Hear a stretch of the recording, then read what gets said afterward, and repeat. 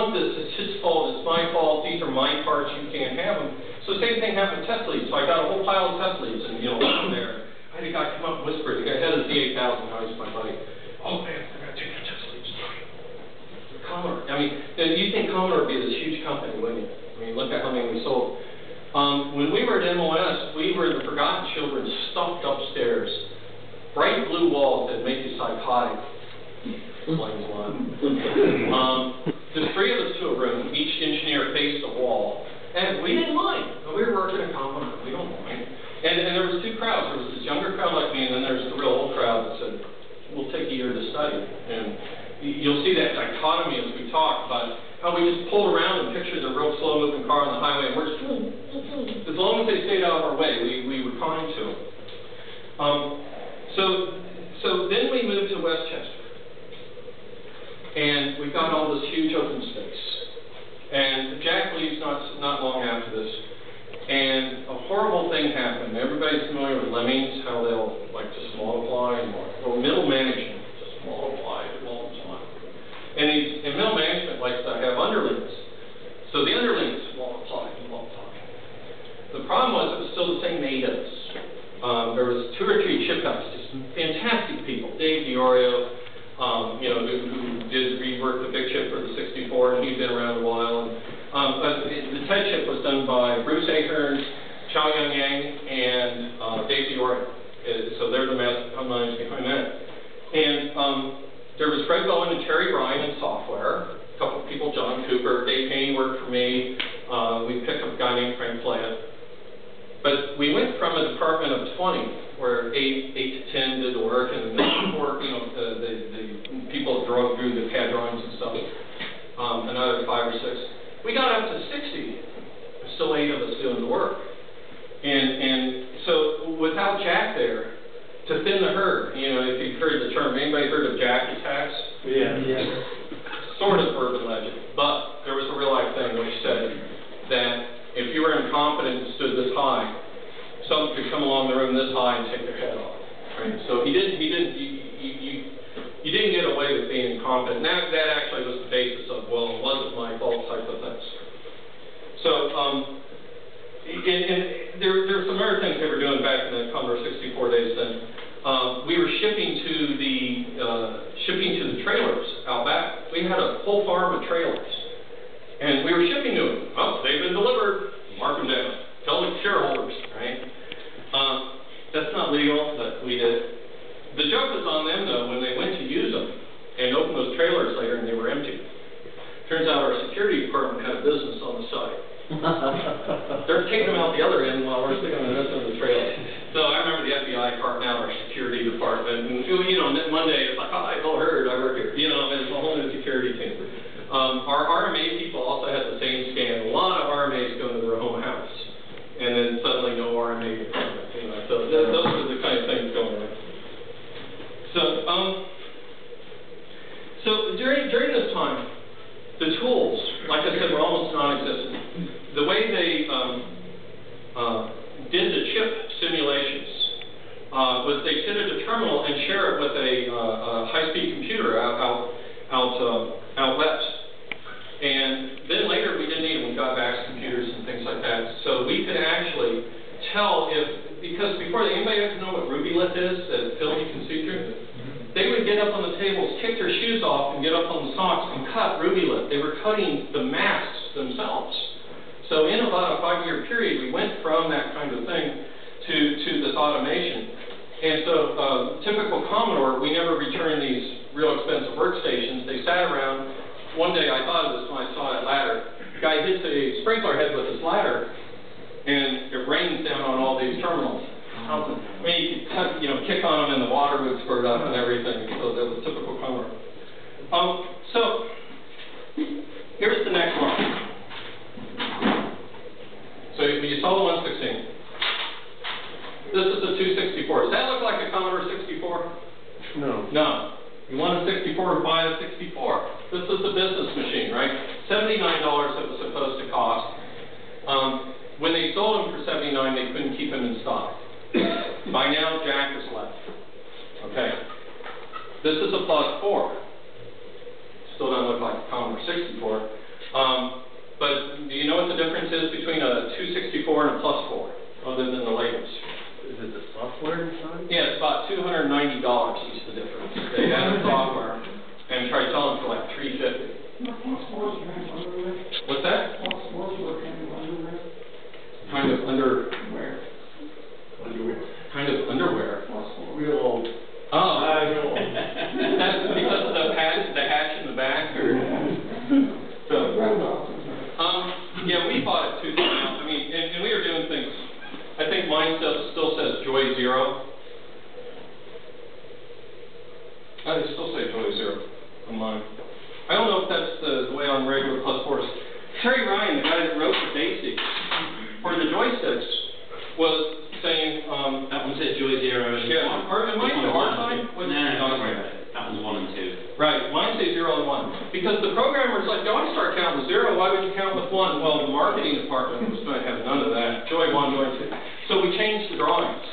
It wasn't until they got a month they changed them back, right? And so we had this constant battle going on. I made the +4, the TED, compatible with the C64 power supply. Well, it made sense. The boats are full of them already coming in. Sam Tramiel still worked at Commodore. Jack Tramiel worked at Atari, or joining Atari. My connector turned square in Japan. I caught it. I changed it back. I changed it again. I changed the PC. They changed the case. They won. I couldn't put a round connector and have a square hole in the case. Didn't you also change the sheathing with plastic? Well, then, right. Then one day it showed up with a plastic sheath, as you say. Well, that was my ground. That's how I passed FCC. It's like, what are you doing? So I was in the Tokyo office one time. We pulled the drawings because I wanted to know who was thinking around. And the engineer was like, "Who's up? Oh, what? That's wrong plastic. What? This plastic catch fire."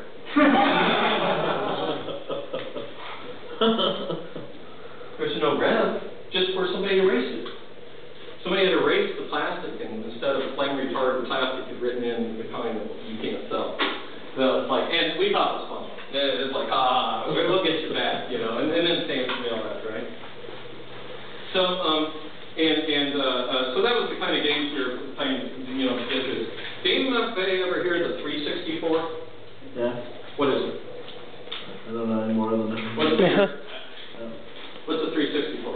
364 was basically a +4 with a built-in speech synthesis chip from the guys that did the speaking. TI speaking stuff. Right. One thing I learned at Commodore is we had offices everywhere. And so you would go, oh, Commodore Amsterdam, Commodore Texas, Commodore Switzerland. Switzerland, Hong Kong. So you find out these offices and their contributions to the effort, and you just accept it. You go, oh, yeah, cool. Well, here we had the TI Speak and Spell guys working for us, Dr. Richard Wiggins and Tom Brightman. And, you know, once again, I'm a kid starstruck. I'm following Richard Wiggins around the CES show, and he's going up to all these speak. I mean, he is the TI Speak and Spell, if you remember, was just an ungodly invention at the time. I mean, it appeared in E.T. the movie as a, you know, high tech. And so I got to follow him around. I learned all about fricatives and double stops and that kind of stuff. But we made a talking TED, a 364. And it must have been from the era of Jack, because it sounded too much like strategy to actually have a talking version of this back when computers didn't talk. But after Jack left, there was no marketing. And the 364 died a quiet death. And the marketing department was going, we can't sell this on a 64. You know, so you can go, well, does that look like a 64? No, we can't sell it. It's not a 64, and they all know the 64 sells itself. Well, these are people that weren't there when they were trying to learn it. I mean, it's an easy thing to take for granted that computers sell themselves when you sell it in the quantities the 64 did. So, you know, somebody wrote about the marketing department. We went to a CES show, and people were basically ignoring the +4. And the joke was, well, the marketing department's been ignoring them for months, you know, and they have been. And so that's when it's obvious that Jack Tramiel is no longer running the company. So then marketing does get involved, we think. We're not sure who was doing or what. By the way, then out came a 232. Yeah, yeah. He's got one. I got it up at c128.com. 32K. Oh, what made this revolutionary back then was they had, instead of 8 DRAMs, we could do it in like a couple. We could do 16K by 4. So that whole first one was basically based around the whole new DRAM strategy. Then things like this started to appear. Does that look like a Commodore 8Bit? Wow. That's almost like talking about your old girlfriend on the date, right? Oh yeah, she's that sprite. She's the... This thing appeared. Mine's an FCC. Are these things worth money? Not really. I'll give you $20 now. Hold on, bid starts at here.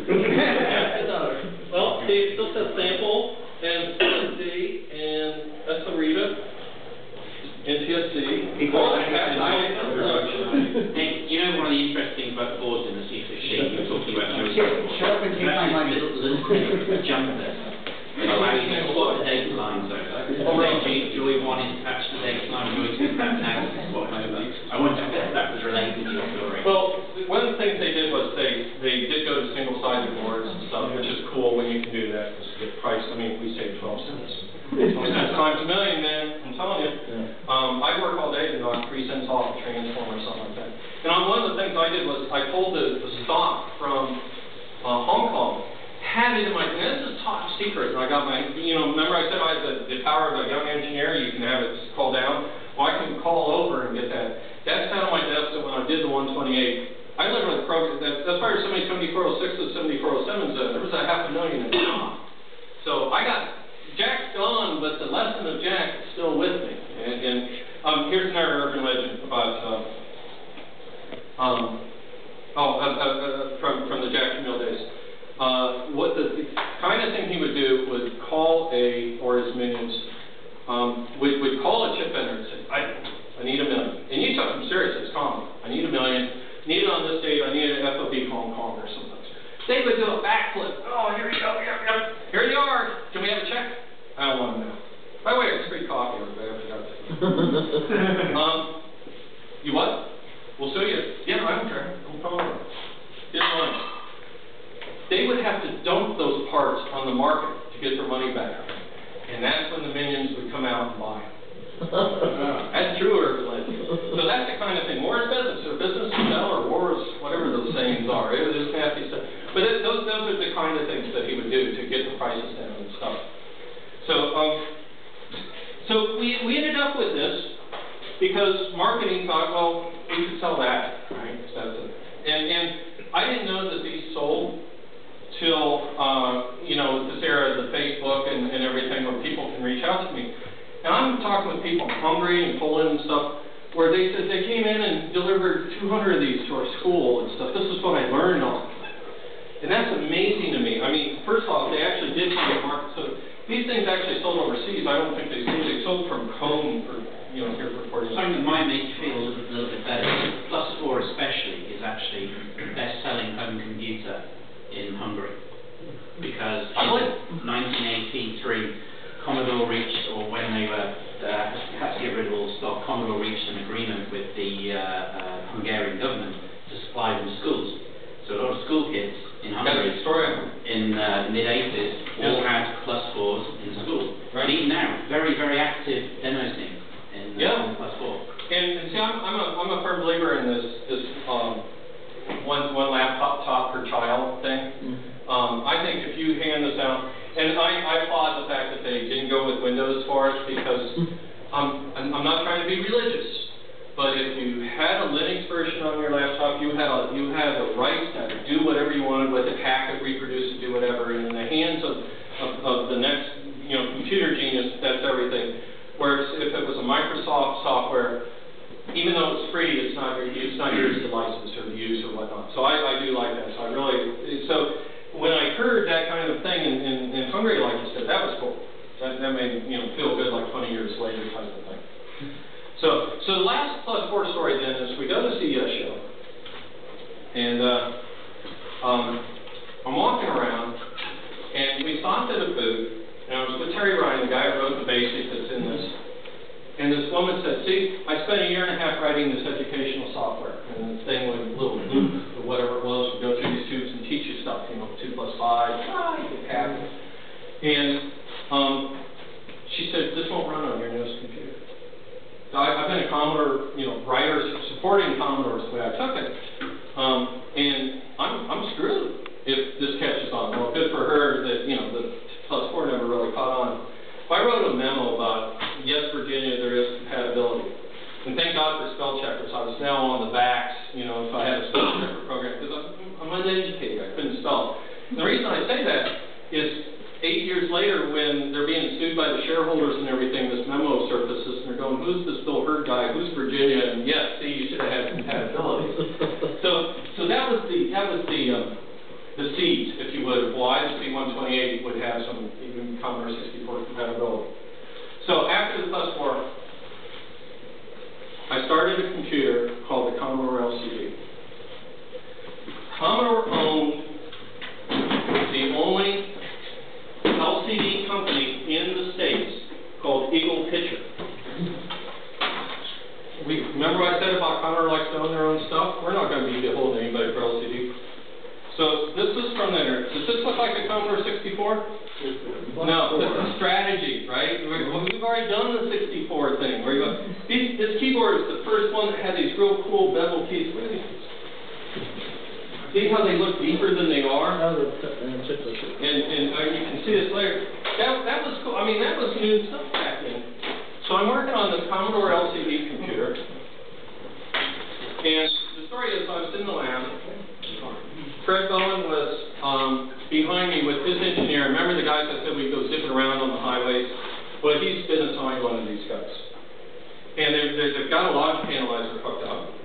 I'm cool. I'm an LCD land, man. I'm going to do portable computers. It's never even... Tandy, what's the model of that Tandy? 100. Does anybody like us? No. We were going to kick their ass. We had a built-in word processor right on the screen with function keys. We had 32 columns. It wasn't quite 40, but it's a lot. So we were going to kick their tails. But I keep hearing, so I'm sitting there working on this. I'm at my analyzer. And I keep hearing, but I don't understand. But I don't understand. I look at Fred's like this, Freddie Bowen, he's tearing his hair out. I already knew what the problem was by the way this guy is talking. Finally, I turn around, and I'm like, his complaint was that the analyzer would say 3 cycles occurred when he single-stepped. I'm like, you've got to short your output terms of your PLA. The outputs are shorting together. It makes the ground bounce, and the analyzer goes, I just want to fast. I said, give me your PLA terms. I mean, I got a long area. He had photocopied it diagonally, and so it ran off the edge of the photocopy. He was missing a whole row of the PLA terms. Same kind of terms are in a Commodore 64, but this was like a D128 or something, or a D128. I said, you're missing this column. That column's the one that says, don't turn these 2 things on at once. Do it. Here. And Freddie Bowen looks at me. I caught him. I'm like, what are you looking at me for? Right. So a week later, I'm on the 128. Right? and what happened was Jeff Porter, who we had hired from, he had worked at AT&T and cool places like that. Jeffy Porter was, we hired him so that, did I bring my, I didn't bring my modem. So we had modem expertise. This guy could whistle the tone that would cause an acknowledgement on the modem. He could, you'd wake it up, he'd have it call him in the night, you know, so he was in charge of the LCD computer, and I took the MMU I'd been working on, the memory management unit, I lifted it, and I took it over to the 128. So I'm looking at this thing that would become the 128, and it really, hey, Robert! Woohoo! Hey, Robert's been flying since what time? Since Late last night? 2 or 3 in the morning. Just got out of Newark. Oh man. So here's we replaced you with 2 cans of spackle and set up as fast as I can.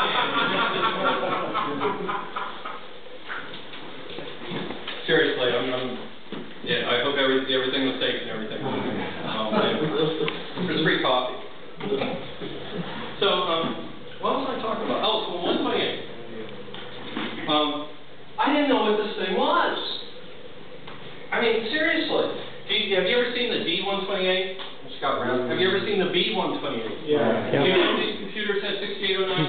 502s in there at the same time as, what do they do? Yeah, they're bank switching, you know, remember we had... Oh, horrible bank switching, right? Remember, I just did an MMU, right? I know bank switching.